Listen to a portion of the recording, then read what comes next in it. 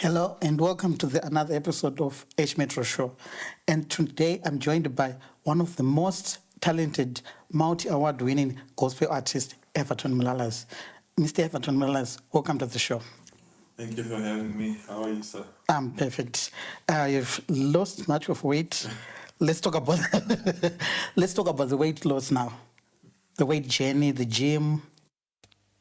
Yeah, so I think the stage sometimes quickly tells you that you can't continue. So I think the weight,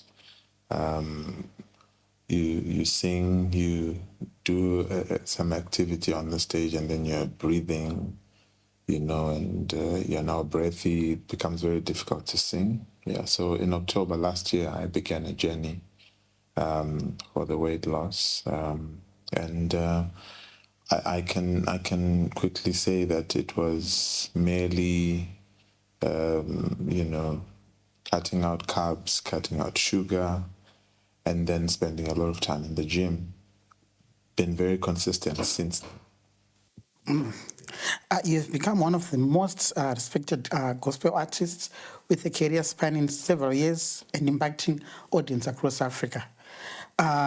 Looking back at all how it started, how do you describe your musical journey and what are some of the highs and lows during your career? Very interesting music journey, but I want to thank God. I want to thank my family, my parents, my father for the inspiration. I think I grew up in a family where I think music was what we did every morning, every evening before we slept. I think every devotion we held was littered with a lot of music. We would sing more than we would share the word, and that made me grow fond of music. 2018, we recorded our first professional album with The Vine, and I think that was the entry of Everton Mlalazi into professional music. Because before then, I was singing, but mainly in church, leading worship. And since then, The Vine came along, Everton Mlalazi music came along, well, mainly because of COVID, because 2020, we were supposed to record our second album. We couldn't do that because of lockdowns, etc. That's when I started working on individual music, and that started another career, Everton Mlalazi. Well, The Vine has gone on to record 3 albums. I have recorded 4 albums myself. But also, another interesting dimension to my music began with the Celestial Chorus, which is a constellation or a compilation of hymns from the Seventh-day Adventist Church. But what we do is we gather different musicians, interdenominational, and we all sing together these hymns, supported and backed by, an orchestra, full band, and a huge choir, which is made up of musicians from both Zimbabwe and South Africa at the current moment. So that also has seen us record 2 albums. The third one, which we recorded last year, 2 songs from that album so far have been released. We look forward to release the entire album this July. Yeah. Interesting. Speaking of Celestial Chorus, what criteria do you use to select artists, and what's the secret behind its success?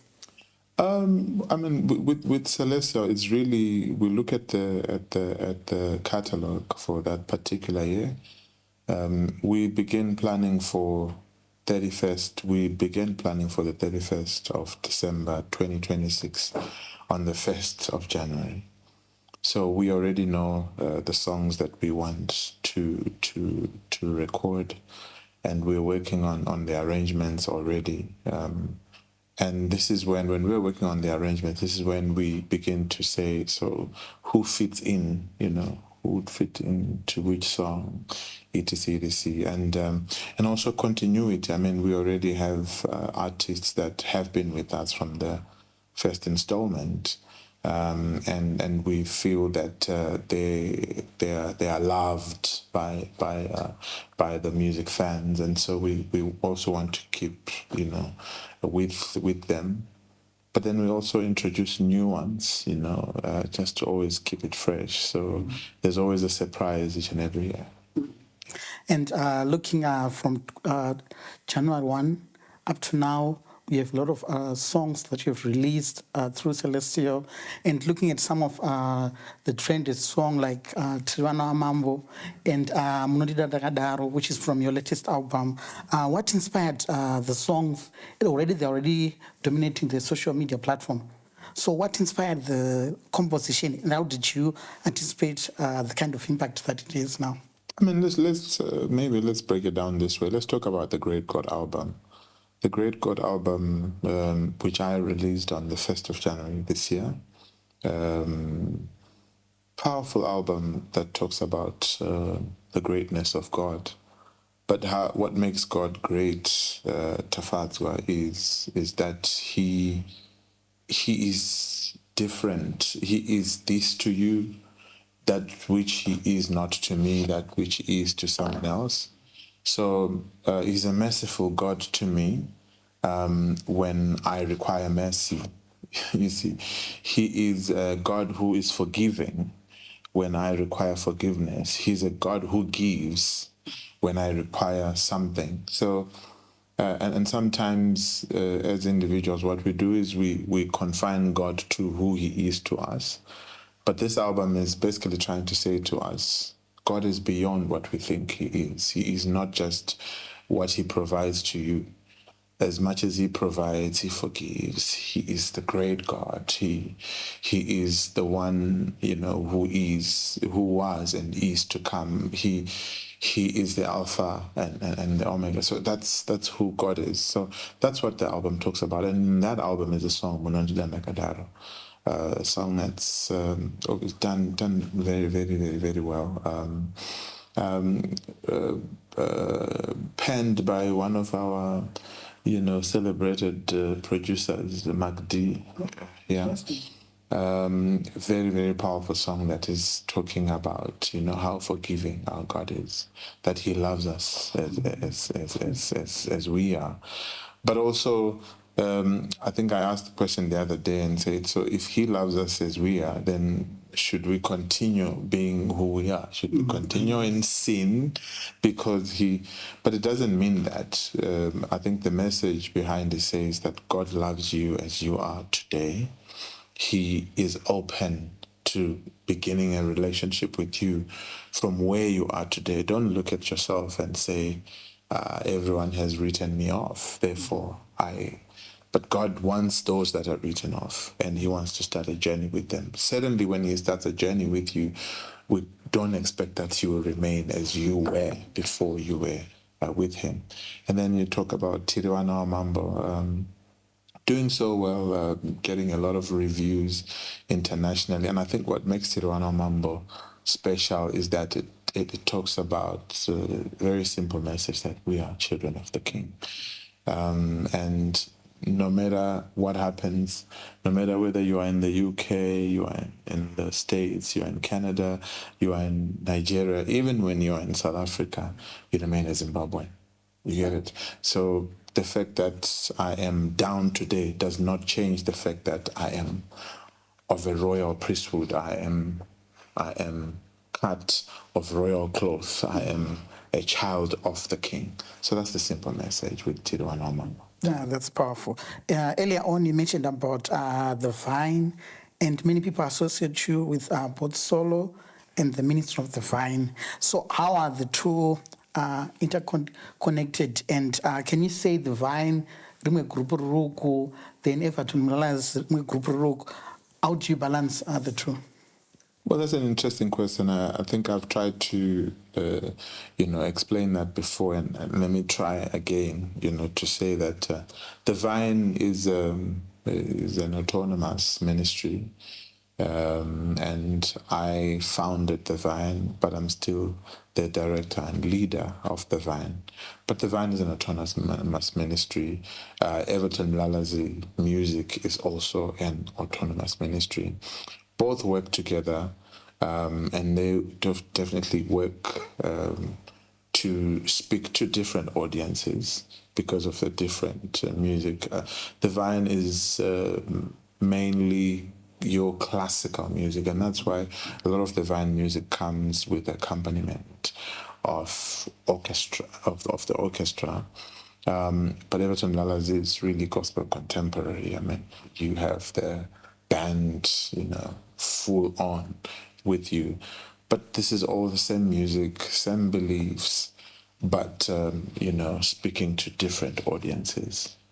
So that's why we have the different ministries. I still am the face of both. We love it that way. The Vine can move around sometimes without me, but it's still ministry. And now is the latest album tour been received, and are we looking for more events from the tour? I mean, certainly, we look forward to more events. The Great God Tour, as you've seen it in South Africa, in Zambia. There's a plan now to go to a lot of our cities in Zimbabwe. So we want to go local, get the music known, in Chinoi, in Bindura, in Kwekwe, Gweru, Mashingo, Mutare. And the idea is to then close off the year here in Harare with a massive program to just close it off with the Great God Tour for the year. So massively, accepted. The album has beautiful music and people love it. So I mean, when we move out with the music, it follows. The people love what we're doing. Yeah. And long before we know Everton Mlalazi, there's this story of this boy band you grew up with. Can you just take us back to the formative years? I think so. So as I said, growing up, we spend a lot of time, singing in church, and because we were singing in church, I used to start a number of music groups. So in high school, I had music groups. I think there's another one was called Spiritual Air Course. Was it? Yes. And then when we went to university, I started a music group with friends from college called One Accord, and I mean. That's the group that spent a lot of our young adult life with, and I think I remember one of the major highlights with One Accord was when we were at high school, when we were at university at the UZ, and there was an organization that was called Chef Zimbabwe. Then they ran a talent show, and we went and participated in it, and we came first on the talent show. And they said, we're recording an album. I don't even know where that album went, but we recorded an album. So I think the first 10 on the talent show we recorded each a song. But that was the beginning of it, to be honest. This is the first time really getting into a music studio and recording something, and then it being flighted on national television and etc. So when I eventually began the journey with the Vine, I can never forget. One Accord. I can never forget Remnant Train, another group that use it, and I can never forget the Lighthouse Ensemble, one of the pioneer music groups in SDA here in Zimbabwe. And given a chance, would you surprise your fans one of these days if that group on stage with you? I mean, certainly. I mean, we do talk about it. The other day we were talking about it as friends to say, can we have a reunion? So we do talk about it, and I think one day it would be good to just surprise people and just have these guys on stage and sing a song together. Looking forward to it. Then we've seen you collaborated with a lot of international, regional, and local acts, and you're pushing the gospel music very far. Not only pushing your career, but supporting other local gospel artists. Given a chance, which artists would you like to collaborate with, not from the gospel sector?